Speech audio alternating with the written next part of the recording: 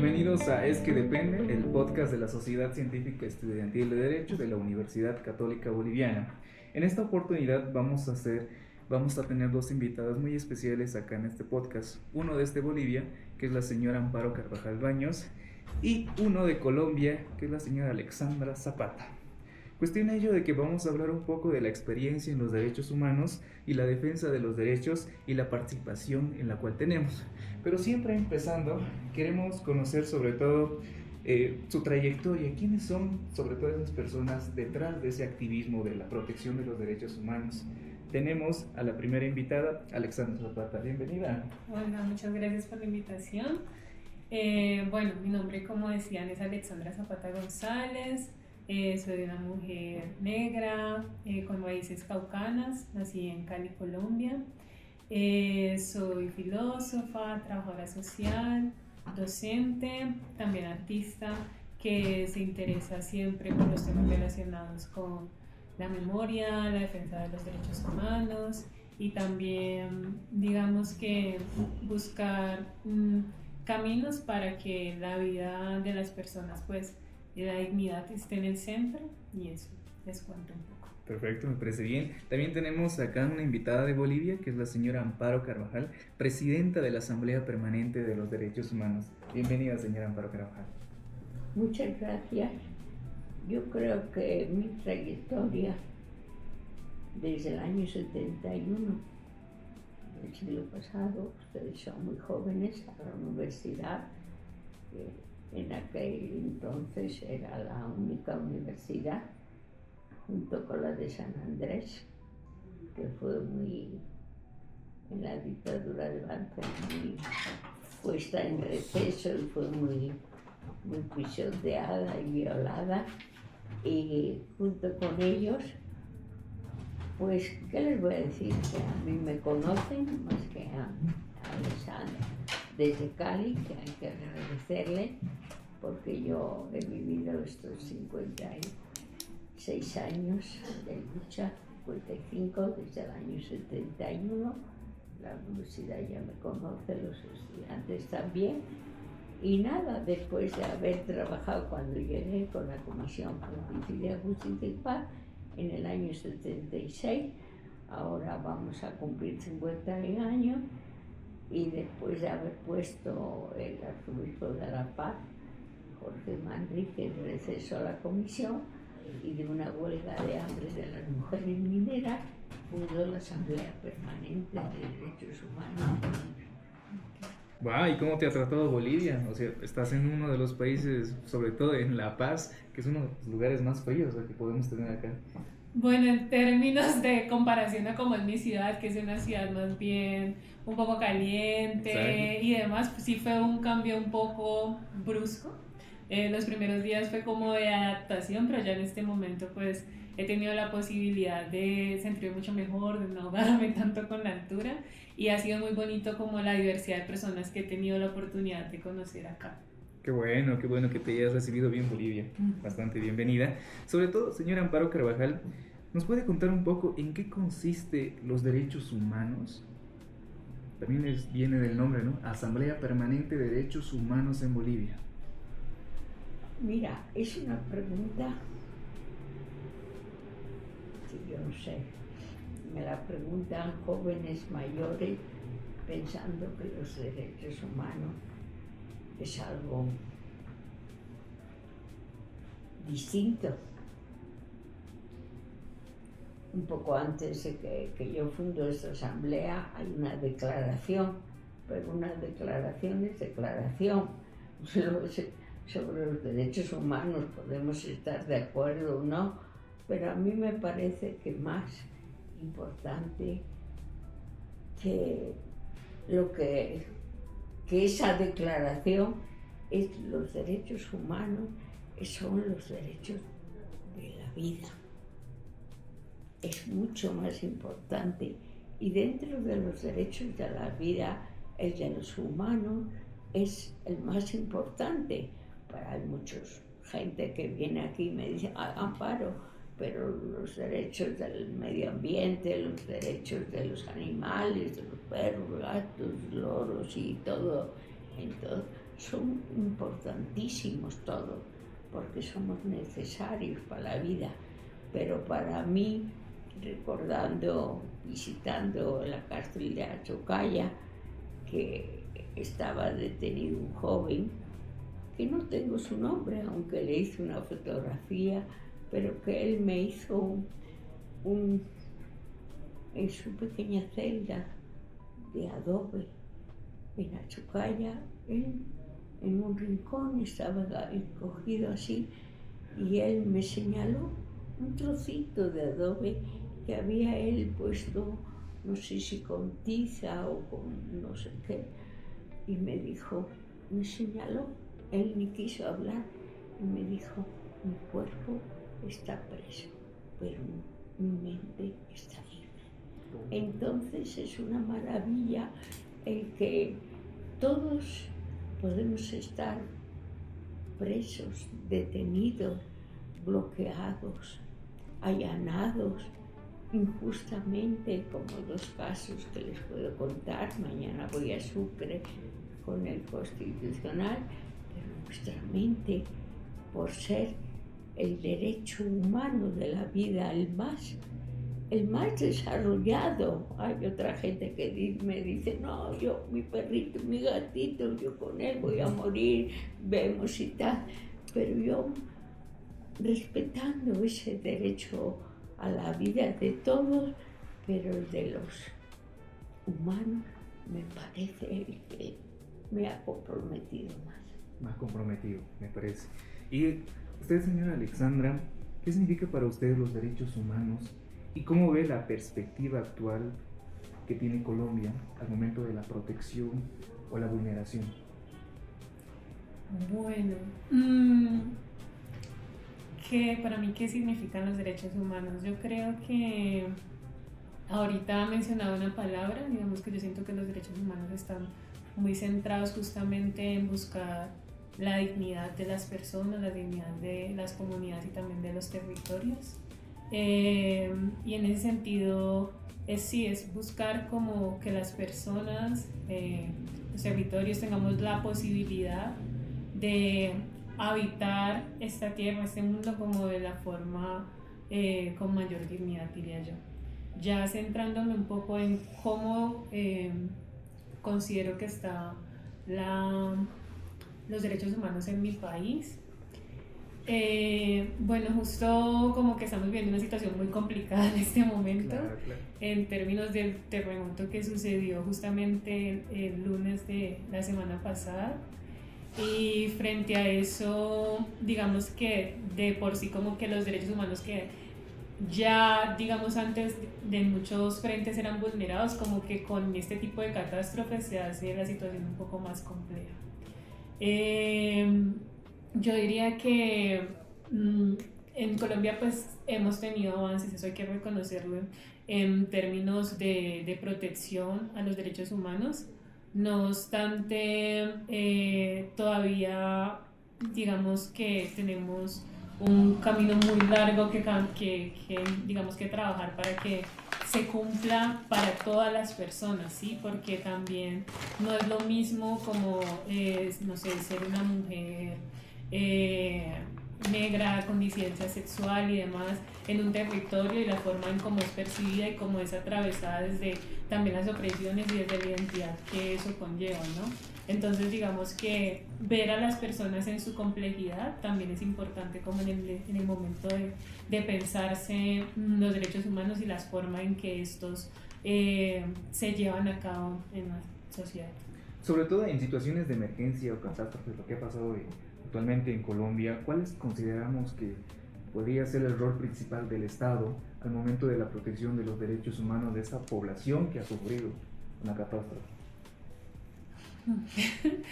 Se supone que pues idealmente, digamos que desde lo ideal pues el Estado tiene que estar en pro justamente de buscar proteger, digamos, a las personas que han sido afectados en estos incidentes, desde lo psicológico, desde lo físico. Muchas personas pues estamos, digamos, en un duelo colectivo porque pues muchas familias fueron separadas, hubo muchas personas que fallecieron en medio de los incidentes, pero yo diría que más que el Estado, lo que yo he podido ver de cómo se ha gestionado esta crisis que está pasando ahora en mi país es el poder del pueblo. Pueblo salva al pueblo. O sea, la forma y la resistencia de las personas tanto que se encuentran en el país, o por ejemplo de los colombianos que nos encontrábamos en otros lugares en el momento que pasó, y también de comunidad internacional que ha intentado como colaborarnos, ha sido fundamental como en este proceso, porque las personas pues apenas sucedió todo pues empezaron a ver de qué formas podían agenciar para ayudar a las personas que estuvieron más afectadas. Entonces, a retirar escombros, se empezaron a hacer algo que digamos desde paros y otras situaciones que ha vivido la ciudad se habían hecho anteriormente, como ollas comunitarias.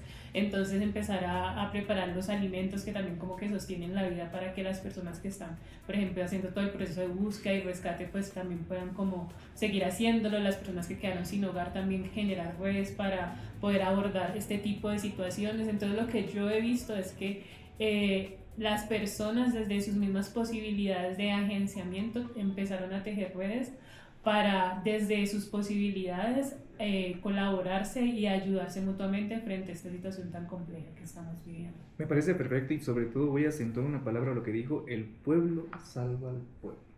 Es una parte muy interesante lo que está pasando, sobre todo en estas situaciones, lo que está viviendo Colombia, lo que se genera esa empatía social, ¿no? Me parece genial. Con usted, Amparo Carvajal, ¿cómo considera y cómo describiría la situación actual de los derechos humanos? Me estaba comentando que se va a viajar a Sucre para hablar con el tribunal, entonces, ¿de qué van a conversar y cómo ve esa situación de los derechos humanos? ¿Se protegen? ¿Se vulneran? ¿Estamos en medio? Mira, yo estoy llena de experiencias vitales para mí. Ayer, no sé qué autor decía que el pensamiento de cada uno de ustedes y el mío trabaja día y noche. Ahora había roto este plano, este calendario que me dejaron de lo que pasó en Bolivia. Este 22 de marzo participa de las elecciones subnacionales 26. Participar en unas elecciones es la única forma que tenemos democráticamente de ayudar a que se cumpla en cualquier pueblo los derechos humanos. Justamente al venirme a visitar una representante de Colombia, que desde conocí Medellín, Cali, que la he seguido porque es un pueblo querido para mí, como ustedes, estaba leyendo una gobernadora o gobernador, 20 asambleístas departamentales por el territorio, 20 asambleístas departamentales por el territorio, 20 por la población, 20, 5 asambleístas departamentales indígena, originario, campesino y afroboliviano. Imagínate tú este cuadro del 22 de mayo que me lo trajeron aquí a elección. Entonces, al estar ahora con un descendiente de afro y tener yo contacto con ellos y tocar muy bien el tambor cuando viene folclóricamente, y lo que ha pasado en Bolivia en estos 20 años con la nueva ley, que es la suprema, la ley de todos los bolivianos, pues me hago la pregunta si las cosas están mejor con las leyes o están peores. Yo pienso que no es los derechos humanos el culpable de que todas las leyes no se cumplan, aunque tenga 5 representantes, 20, uno como gobernadores. Es la falta de educación en las mismas leyes. Las leyes, cuando yo llegué a Bolivia hace 55 años, he luchado por ellas cuando estaba en una dictadura como la de Hugo Banzer Suárez en el año 71, porque soy más mayor que todos los jóvenes de ustedes, y Me dijeron cuando las hicieron con la nueva constitución, que la lloramos hace 20 años, la aprobamos y tal, hagan par, tenemos buenas leyes, pero en Bolivia no se cumple. Entonces, como abogados, yo intentando con ustedes, jóvenes estudiantes de derecho, autoridades, realmente es bien profundo esta defensa de la vida, de los derechos humanos. La misma pregunta, también, ¿tú qué opinas con respecto a las leyes, la norma, genera vulneración o protección o su aplicación? ¿Cuál de ellos dos vulnera derechos humanos o protege derechos humanos? A ver si te entendí, o sea, ¿cuál vendría a ser el papel de las leyes como en los diferentes, si es de vulneración o si es de protección? Exacto. Bueno, ahorita escuchándola me ponía a pensar un poco. Hay una cuestión, ahora les mencionaba que, bueno, digamos la última constitución que tenemos en Colombia es la constitución de 1991. Antes de eso era la constitución del 86, y en la constitución de 1991 se empezaron a reconocer los derechos a muchas de las personas y comunidades que antes pues habían sido invisibilizadas, incluso como el caso de las comunidades afrodescendientes, pues no eran consideradas como personas, ¿sí? En ese sentido, digamos que esa constitución, que fue una lucha también como de diferentes actores en su momento en Colombia, de estudiantes, bueno, como fue una lucha muy amplia de las comunidades étnicas, etc., se logró que se hiciera una constitución con una amplia protección en términos de derechos. No obstante, ya en el momento en que uno se empieza como a revisar como una forma más juiciosa la manera en que se hace la aplicación y el cumplimiento real de esas leyes, pues ya empiezan a haber como unos baches, ¿no? O sea, como que si se cumpliera así como está, todo sería maravilloso, pero realmente eso no sucede, digamos ya en términos prácticos. Y hay muchas veces que, por ejemplo, en términos de lo que me preguntabas, no sé, por ejemplo, un proceso de un caso que se esté abordando, yo que sé, de una mujer que fue víctima de violencia física, muchas veces, o psicológica, etcétera, se llega a la revictimización por parte de las instituciones estatales a estas mujeres o personas en general, en donde, bueno, te hacen, por ejemplo, relatar lo que te pasó una y otra vez en las diferentes instancias, pero también a veces no te explican bien cómo es el proceso, entonces como que en vez de avanzar das 2 pasos y luego tienes que devolverte.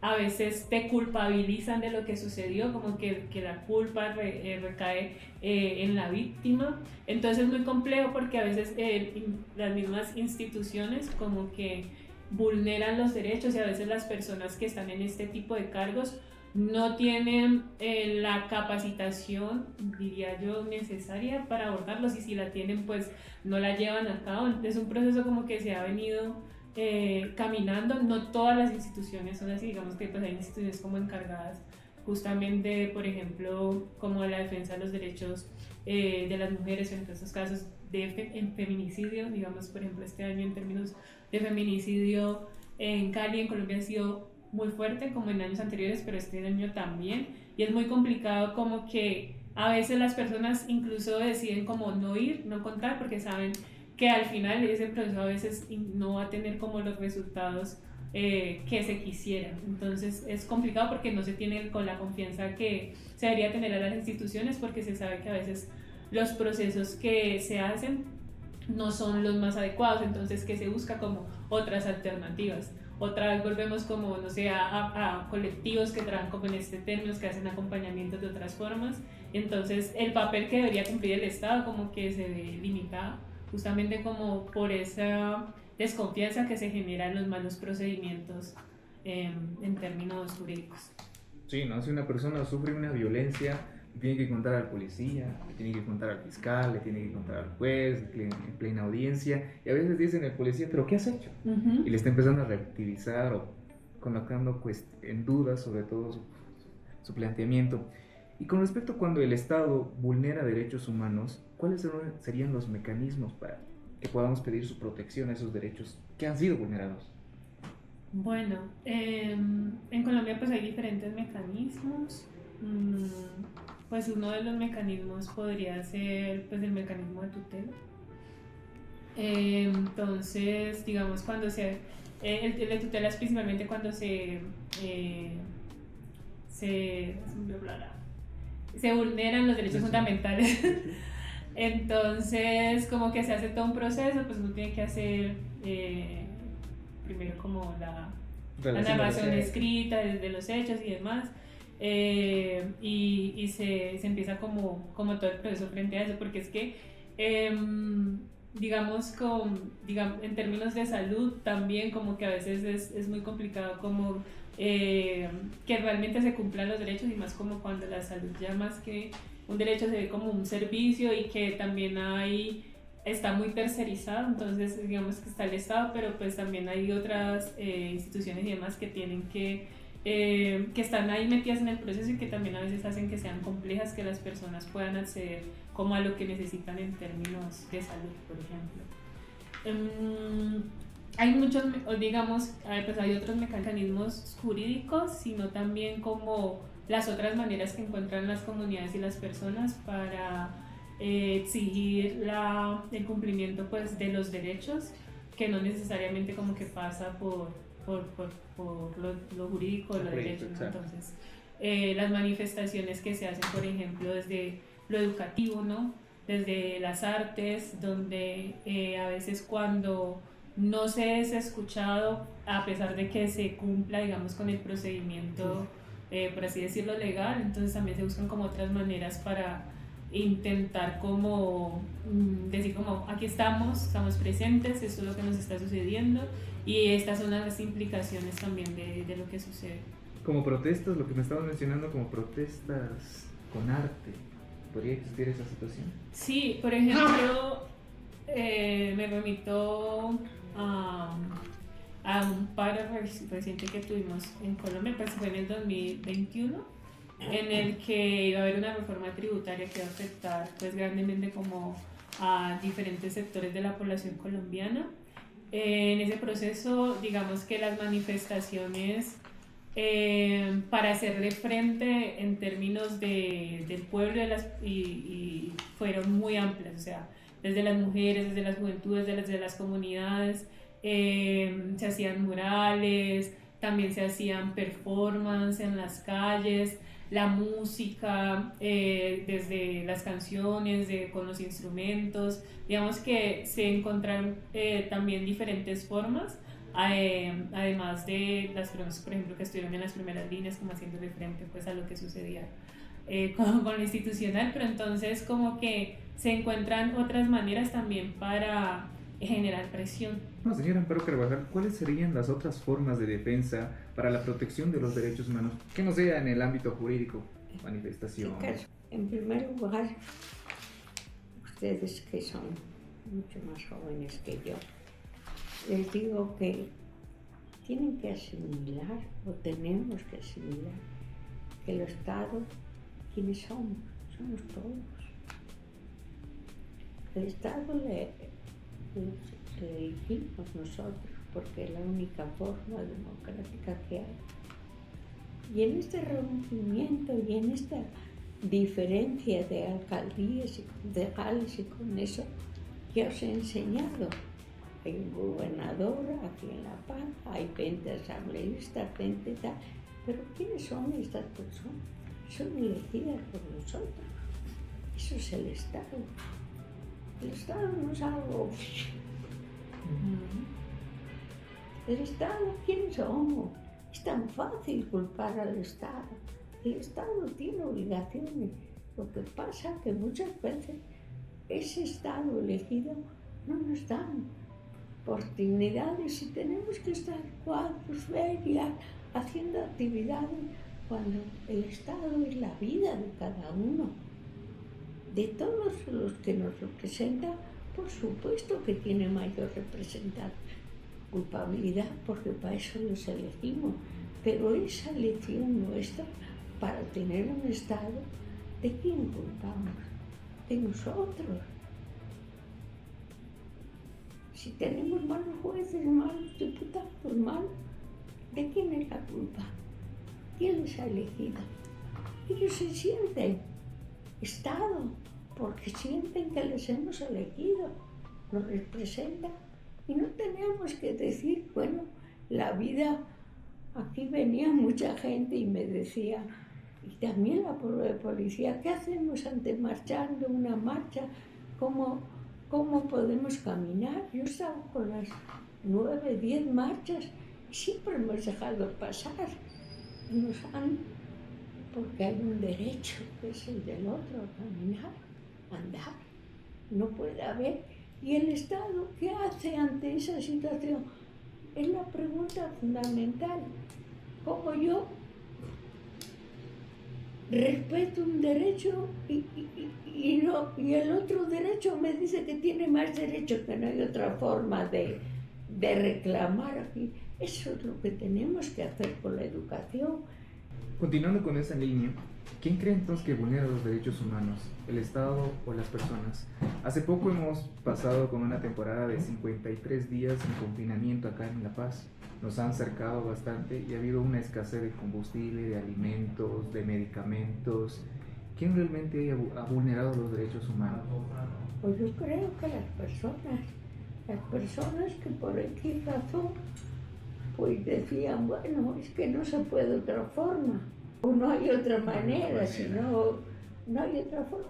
Tiene que haber, porque somos el derecho humano más, diría yo, completo. No, con el gato, con mi perro, con mi loro, me entiendo mejor que los humanos. Bueno, pues ahí hay un proyecto de vida diferente al derecho humano, porque el derecho del otro es el que debemos buscar, respetar.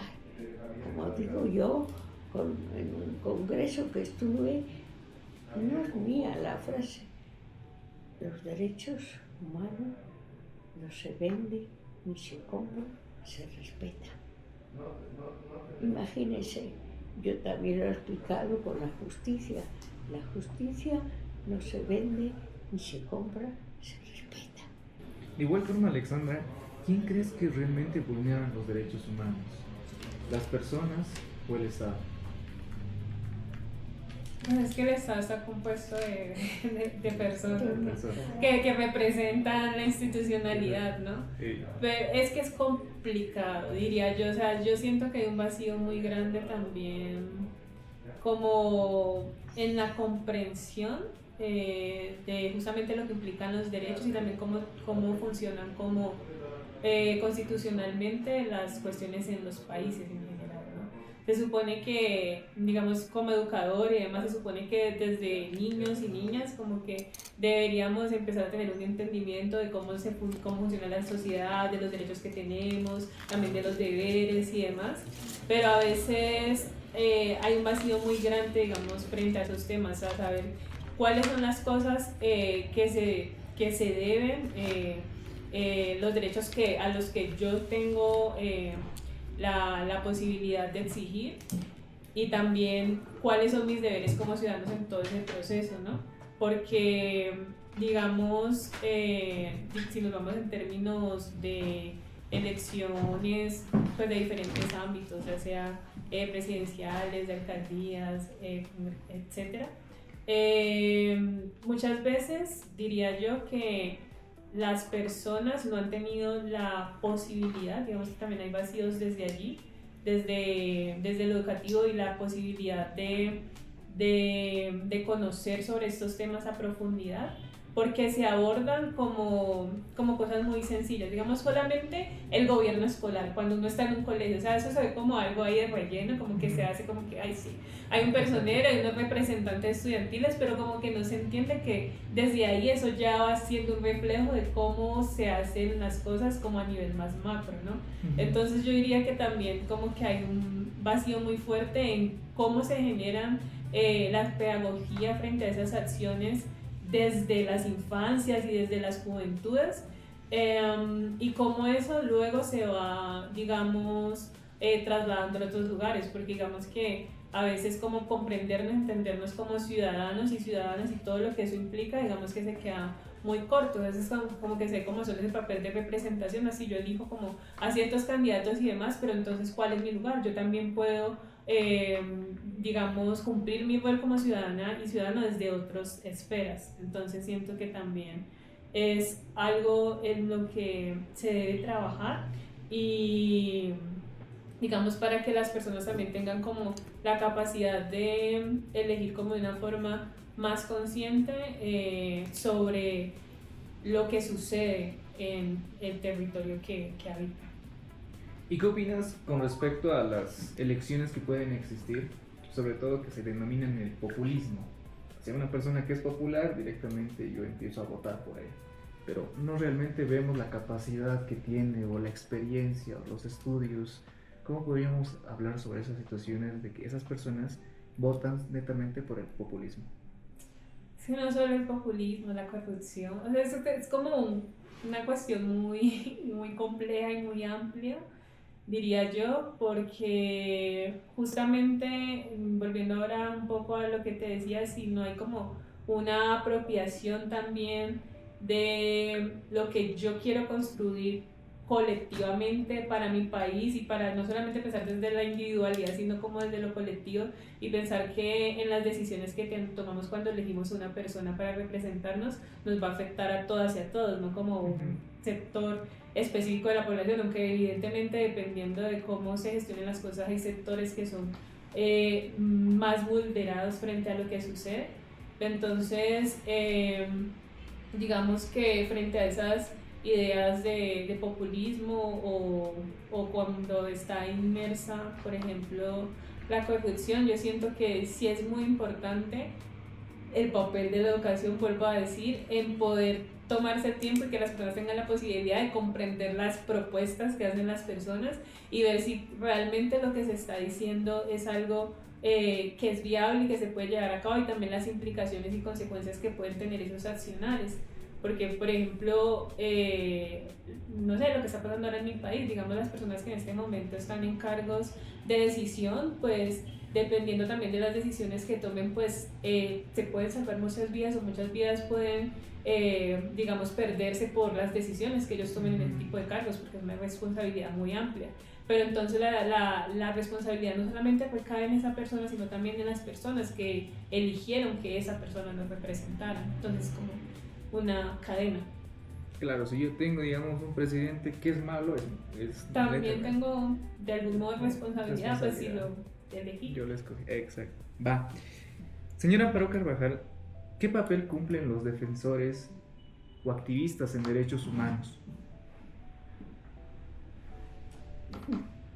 No es que papel cumplimos, que debíamos esa titulación. Para mí, me parece que toda persona, desde su trabajo, desde su situación personal, debe de cumplir, empezando por el mismo, el respeto a sus derechos humanos. Después, los que damos dentro de nuestro, es un trabajo, el estudio, la formación, el tener ese derecho, porque es la vida, a trabajar desde nuestro lugar. Debemos tener que tenemos derechos, pero que también debo de preocuparme para los derechos del otro. Es lo fundamental de los derechos humanos. El tuyo, porque nada puedes dar si no te respetas a ti con tus derechos, no puedes dar nada, aunque esa frase podrá resultar egoísta, pero no puedes dar. Cuando viene gente que quiere ser voluntario, trabajar con la Asamblea de Derechos Humanos, yo le digo, quiero conocerte. Que se queda asombrado. ¿Por qué? Porque yo quiero saber si tú respetas tus derechos. Ay, señora, es que no hay trabajo. Yo pienso que el trabajar con los derechos humanos, no, estás equivocado. Es tu derecho el que yo quiero que defiendas, el que tengas trabajo. Estás en un país que no puedes emigrar por no tener trabajo. Como digo yo, os he conocido bolivianos adentro y afuera me dicen, pero qué grandes son los bolivianos trabajando y cómo respetan. Y en cambio, en su propio país, ni conocen su país, ni respetan los derechos de su país.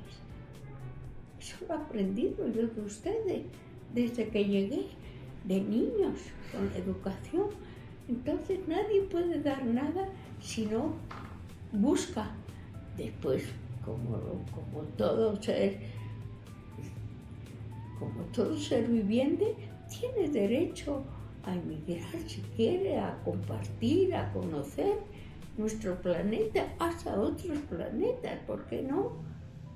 Y son muy, muy buenos, pero primero conócete a ti mismo, bolivianos. Yo le digo tantos lunes que he cantado yo a esos niños el himno, y cuando me puse a recitarlo, a escribirlo con ellos, no podía comprender cómo la suerte, la fortuna ha coronado su vuelo y con qué ancón se canta ella libre, y yo les digo, nos sentimos libres, nos hemos sentido libres para caminar, para pensar, para soñar, para creer en nosotros mismos. Ay, señora, es que no hay trabajo, pero si está todo por hacer, si cualquier trabajo es digno, conoce a tu país.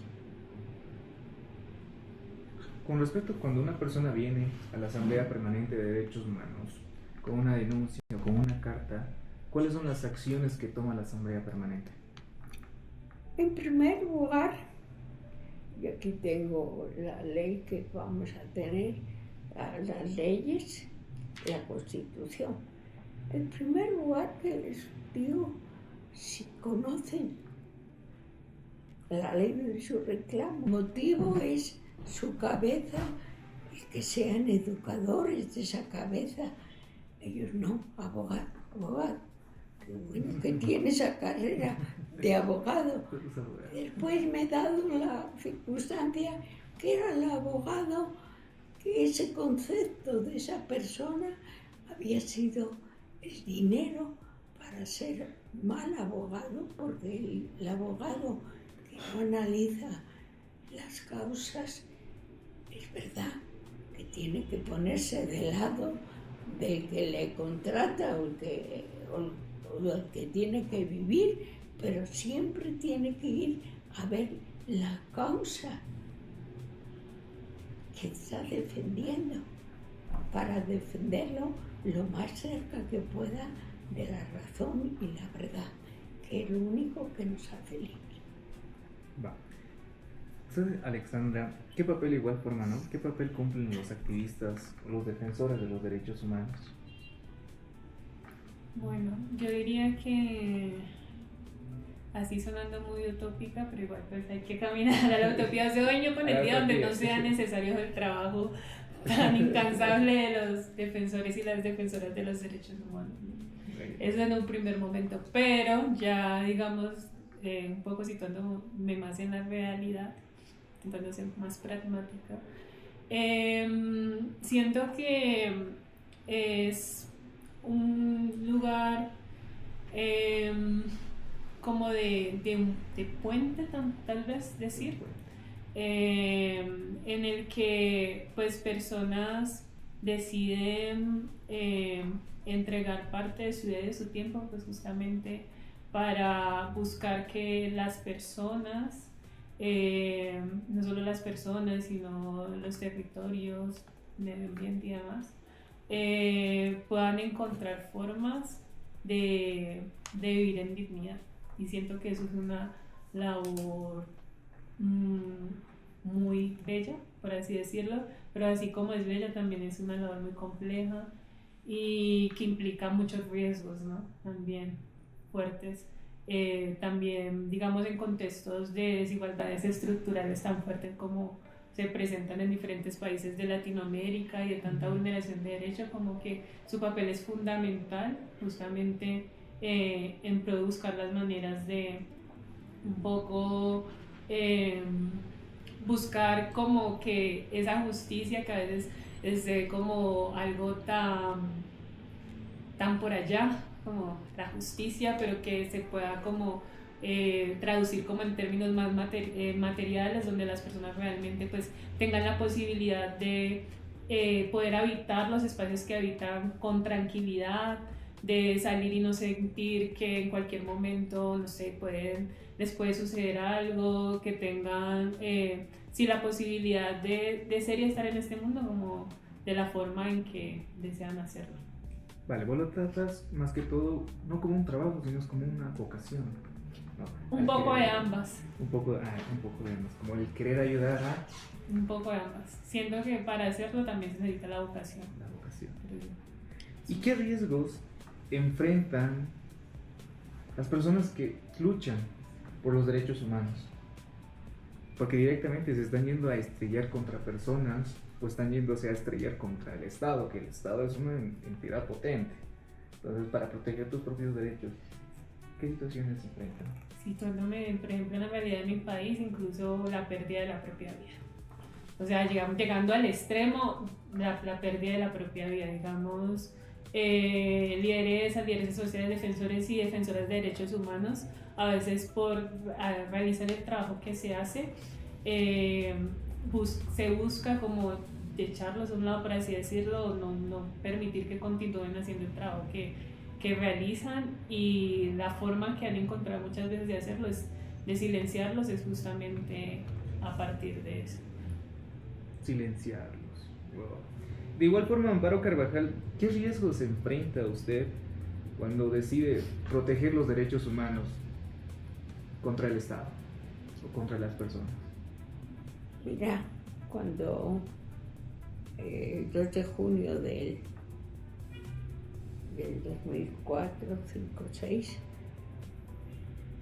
hemos cumplido 3 censos.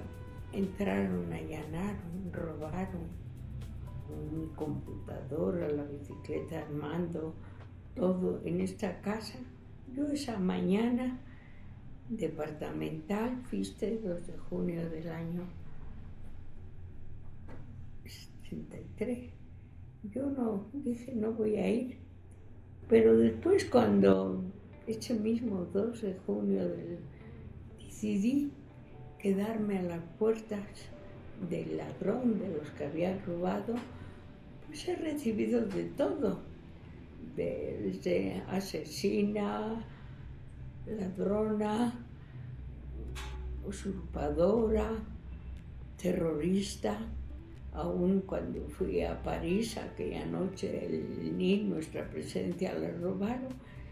Y yo solo tenía, cuando había otra gente que contestaba en la calle de otra forma, yo les detenía. No, dale las gracias, porque realmente ellos nos hacen pensar que nuestro riesgo, y recordando aquella noche donde salió del semanario aquí a Luis Espinal, que le dijimos, era en marzo, 22 de marzo del año 80, Luis, no vayas solo, te están buscando.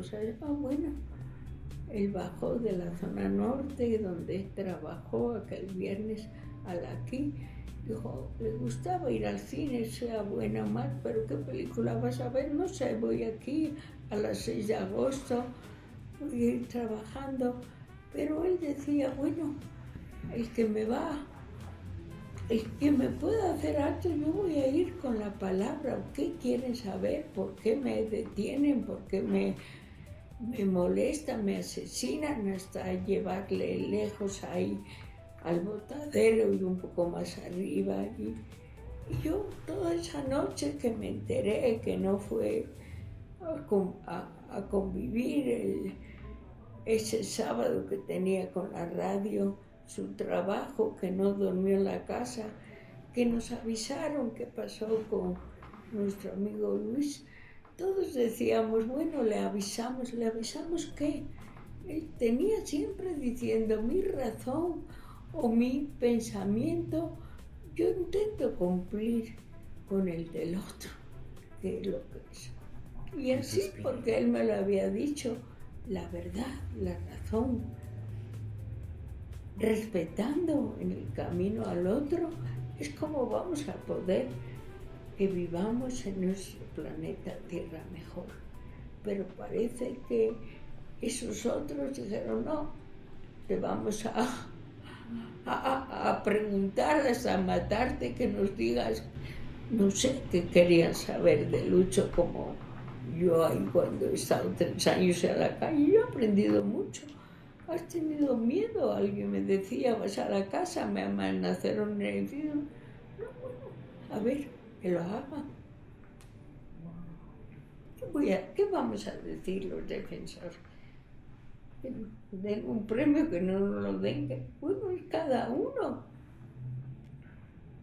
El rol principal, sobre todo de los defensores y de los activistas, es de que incluso están dando su propia vida, están dando con ese riesgo fundamental de yo doy todo, pero también tengo algunas consecuencias que me pueden dar. Y ahí tengo una pregunta, Amparo. ¿Realmente se necesita ser abogado para ser activista de derechos humanos? No, son necesarios porque así la ley nos hace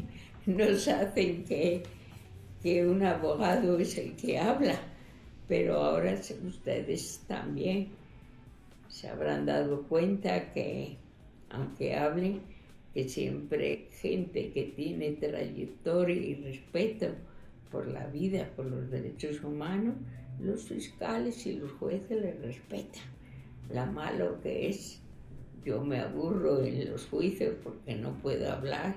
¿Para qué decir el juicio a Frankie, el juicio a tantos otros como todavía al Gutiérrez, a aquel que todavía se le sigue diciendo asesino por asesinar a un niño, cuando él me dice, Amparo, pues yo ni estaba ahí donde ocurrieron los hechos, estaba en tantos juicios observando, y sí que cuesta, al no ser abogado o a los abogados tanto públicos como privados, hablan y yo les miro a la cara y digo, pero se dan cuenta lo que ellos. Entonces la función del abogado es necesaria, pero yo entiendo que quieran vivir y que tengan que vivir y que tengan que luchar en una carrera. Siempre hay abogados, los públicos, los particulares, que siempre ellos, bueno, tienen que defender, aunque todo defendido tiene derecho a guardar su silencio, y el abogado tiene que adivinar por qué ese silencio no va con la verdad o con la razón. Es lo que debíamos de hacer como educadores de la vida, todos pensar las causas, la razón. A veces son accidentes, a veces son buenos o malos, intencionados, pero ahí tendríamos que trabajar. Los principios del derecho no son de hace 2000 años. Cuando voy con ustedes a estudiar y encuentran los mayores autores de derecho que lo digo, ay, jo, caramba, son muy profundos los derechos. Va. De igual forma, Alexandra, ¿realmente se necesita ser abogado para ser un activista o un defensor de los derechos humanos? Bueno, yo estoy de acuerdo con lo que mencionaba la señora Amparo. No necesariamente considero que uno deba ser abogado o abogada para poder ser defensora o defensor de derechos humanos. Sí considero que es importante la labor que ellos realizan en ese campo, no obstante yo siento que a veces la vida y la ordenación de derechos que digamos te confronta directamente hace que las personas les toque más bien buscar las maneras de hacer esa defensa, porque a veces pues si te están vulnerando los derechos de tu territorio, de tu comunidad y demás, puede ser que no seas abogado, puede ser que incluso hayas decidido que no hayas tenido la oportunidad de estar en la academia, pero desde tu conocimiento, tu historia de vida, la experiencia que tienes sobre cómo funcionan las cosas en tu territorio, porque quién más que las mismas personas que están vivenciando también a veces esta misma vulneración de derechos, a veces ellas mismas se convierten en defensoras y en defensores de derechos humanos frente a lo que está sucediendo por la forma en que les ha atravesado eso. Dicen, ¿no?, que a través de las experiencias uno también lo puede defender. Sí. No necesariamente tiene que ser un abogado, sino una persona que sepa comprender los problemas. Sí, que conozca las causas, las raíces de sus territorios, que conozca cómo funcionan y cómo son las dinámicas. También eso es muy importante, digamos, en el momento de generar este tipo de activismo y de defensa. Perfecto. Y una pregunta semifinal. ¿Qué consejo le daría usted a los jóvenes que ahorita les están viendo a través del podcast Es que Depende, para que se puedan convertir en activistas o defensores de los derechos humanos? ¿A los jóvenes en general? A los jóvenes, sí, jóvenes en general. Bueno, recordar que somos el presente, recordar que tenemos todas las capacidades y las posibilidades para generar los cambios que consideremos que son necesarios en nuestros territorios. Un poco justamente tener la posibilidad del diálogo y de la construcción desde la colectividad también considero que es como muy importante.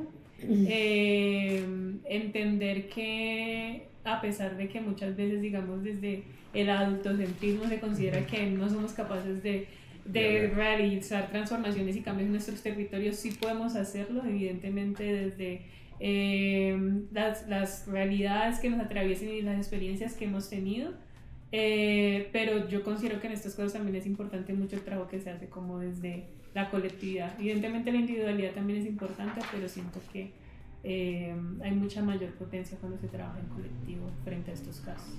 Super. De igual forma, Perito, ¿qué consejo le daría a los jóvenes que están viendo este podcast? ¿Le recomendaría para que puedan ser defensores o activistas en los derechos humanos? Los jóvenes, a mi persona, agradecerles porque han sido muy solidarios con esta asamblea. Les diría que aprovechen cada día con su cabeza la oportunidad que les da la vida en el momento que se despierta. En el momento que se despierta. Y finalmente, voy a hacer una pregunta así genérica. ¿Cuándo ha utilizado la frase "es que depende" al momento de hacer su activismo o la protección de los derechos humanos? Es que depende de este caso. Doctor Amparo Carvajal, ¿puedo utilizar "es que depende"? ¿Cuándo lo ha usado esa frasecita? Bueno, es que depende. Esta asamblea no soy yo. Es la primera vez desde que gané a la avasalladora, de esta casa, en el Congreso 18, me eligieron como presidenta y el que ganó no fui proclamado. Tengo que decir que era un congreso tan organizado que certificaba con unos estatutos no aprobados 555 y él lo tenía tan organizado que le falló la que ahora trabaja para mí mal con los derechos humanos, Inés Galvis, que vino a Cochabamba a votar y votó en favor mío. Le ganó por 25-24 Y él desde ese momento, en esa democracia de ese congreso, me dijo, Amparo, la vas a pagar. Y yo estaba el de Oruro, había puesto mis exigencias, era presidente departamental, que no podía hacerlo solo. Y con gente que sigue ahora trabajando, me miró, presenté a la renuncia, pero dijo, no, Amparo, tú puedes. Y en ese me metí en este lío, la primera vez, aunque conocía desde que fundó la Asamblea ser presidente, llevo desde hacer congresos, elegida aquí en esta casa, allanado el 19, y bueno, intento, pero yo a veces las direcciones, si nos podía pasar, tenemos que actuar a veces en contra. En ese momento 18 que yo acepté, era mi vicepresidente de La Paz, Remberto Cárdenas, que ya ha fallecido, y él me dijo, Amparo, has fallado porque te dijimos que si no entraba un equipo no podía. Entonces yo ahí he tomado una decisión para mí fuera de una democracia de mis compañeros, porque en ese momento dije, bueno, este congreso 18, y ¿estoy contenta o no estoy contenta? Entonces a veces, y les hago la reflexión, pues alguna actuación las tenemos que tomar de forma no lo más democrática que me habían dicho, porque piensen que por el bien común, el callar, el dar, porque yo ahora no les puedo, bueno, no terminaríamos, pero toda la noche, mira, hace justamente con la Cruz Roja Internacional, un señor de Chile, que no tengo porque no me preocupé su nombre, que en la lista de los presos no salían sus 2 hijos. Pucha, y la lista, y ahí la Cruz Roja de aquí de la Camacho, yo allí viendo la lista, no hay. Voy, después de trabajar en la mañana en la escuela, voy a la cárcel Sapre a visitarlos, los visito ahí en Los Álamos, me meto con ellos. Y al salir, eran como las 6, cerraban ahí la cárcel, yo entrando ahí con ellos, con las llaves y tal. Y se acerca uno y me dice, señora, ¿usted me puede ayudar? Le digo, ¿cómo te voy a ayudar? Es que mira, me han torturado, lo que ahora es el Parlamento en el DOM, pero ahora me han devuelto la chamarra y me quitaron todo, pero aquí un papelito. ¿Y qué es ese papelito que tiene? Es que no veo, no puedo ayudar a usted a comprar. Era un papelito con la óptica de Chile. Pucha, yo salgo de ahí y se me abrieron los ojos. Al frente de San Pedro, en la otra orilla de la plaza, la cárcel está aquí, al frente estaba el papá. Voy y le digo al papá, sabes, tu hijo está ahí adentro, pero está adentro con otro nombre. Y ahí descubrimos a ese hombre que estaba detenido de incógnito y que no lo encontraban, y a su hermana que también estaba en la cárcel. Mi padre no podía creerlo, pero dije, él me ha pedido ayuda para esta receta. En esta receta está un nombre que no está en la lista de lo internacional, de la Cruz Roja, de todo. Se fue, se marchó. Yo no me preocupé de que me diera las gracias ni nada, pero la satisfacción de cada uno, de yo haber ayudado en los mismos presos, mis políticos, con nombre y sin nombre, y os contaría lo que pasó con algunos muertos, como Pedro Marioco, y eso, cayó con Alonso Lezama. Hoy tendría todo un libro para contarles a ustedes. Pero es eso, un papelito en una óptica de Chile, que no se preocuparon en quitarle después de torturarle todo ahí en el domo, que se lo devuelven ahí. Pero para él fue el descubrimiento y fue la libertad. Igualmente, Alexandra, haciendo hincapié al título del podcast, es que depende. ¿Cuándo has utilizado esa frasecita? Es que depende en toda tu trayectoria de activismo en derechos humanos. Yo diría que como trabajadora social es que depende también como que se utiliza un montón, porque digamos que pues cada experiencia es distinta, ¿no? Entonces el contexto, por ejemplo, es algo fundamental y pues el contexto influye y depende también del contexto, de la experiencia de la persona, de su historia de vida, en cómo abordar ciertas situaciones y ciertos casos. Entonces como que decir algo así como tajante, como es así, pues no necesariamente, porque depende también de muchas variables que es importante tener en cuenta en el momento de abordar las situaciones. Depende de Depende. Okay. Nada que hacer. Súper, más bien, muchísimas gracias a las ambas invitadas que estaban acá, tanto de Bolivia como de Colombia. Amparo Carvajal, muchísimas gracias, presidente de la Asamblea Permanente de Derechos Humanos, y de Colombia, Alexandra Zapata, activista de derechos humanos allá en Colombia.